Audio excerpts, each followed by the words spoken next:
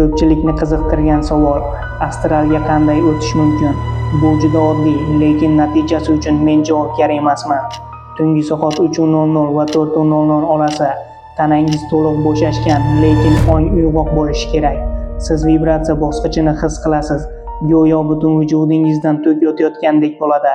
Shu lahzada tanangizdan yuqoriga intilishga harakat qiling va birdan siz shiftda turibsiz. Pastda esa o'zingizni jonsiz yotgan tanangizni ko'rasiz. Tabriklayman, siz chegaralardan o'tdingiz. Astral bu bizning dunyoning qorong'u aksidir. U yerda vaqt va masofa yo'q. Siz devorlardan o'ta olasiz, lekin unutmang, u yerda siz ko'rinuvchan ekansiz. Astral olamining och qolgan mavjudotlari uchun siz yangi yonib turgan shamdek yorqin nur taratasiz.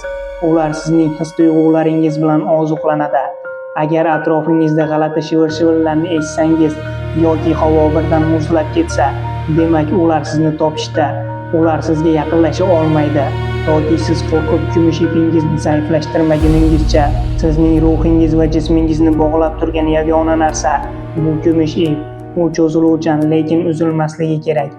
Eng dahshatlisi, astral dunyoda sizning uyingiz o'zgarib qoladi. Siz hech qachon mavjud bo'lmagan koridorlarni, ochiq eshiklarni ko'rasiz. Diqqat! Astral safar paytida qora pardali eshikni ko'rsangiz, aslo unga yaqinlashmang. U yer pastki astral yoki tubsizlikdir. U yerdan chiqish yo'q. U yerdagi mavjudotlar sizning kumush ipingizni kesib tashlaydi yoki uni tugun qilib qo'yishga usta. Agar ip uzilsa, sizning ruhingiz abadiy o'sha qorong'ulikda qolib ketadi. Agar xavfni his qilsangiz, zudlik bilan qaytishingiz shart. Buning uchun astral olamda o'z tanangizni tasavvur qiling va bor kuchingiz bilan barmog'ingizni qimirlatishga harakat qiling. Sizni xuddi vakuum kabi tanangizga qaytarib so'rib oladi. Lekin ehtiyot bo'ling. Ba'zida siz qaytib kelganingizda tanangiz allaqachon band bo'lishi mumkin. Siz ko'zingizni ochasiz, lekin o'z qo'llaringizni boshqara olmaysiz. Siz o'z tanangiz ichida mahbusga aylanasiz.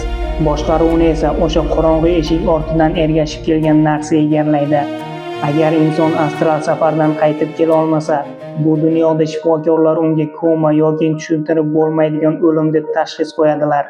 Lekin haqiqat shundaki, u odam hali ham o'sha yerda, o'z uyi atrofida aylanib yuribdi. Sizga baqiryapti, yordam so'rayapti, lekin siz uni eshitmaysiz. Bugun tunda uxlashdan oldin o'ylab ko'ring. Xonangizning burchagidagi o'sha qora soya shunchaki ko'zingizga ko'rinyaptimi yoki u kimningdir kela olmagan ruhimi?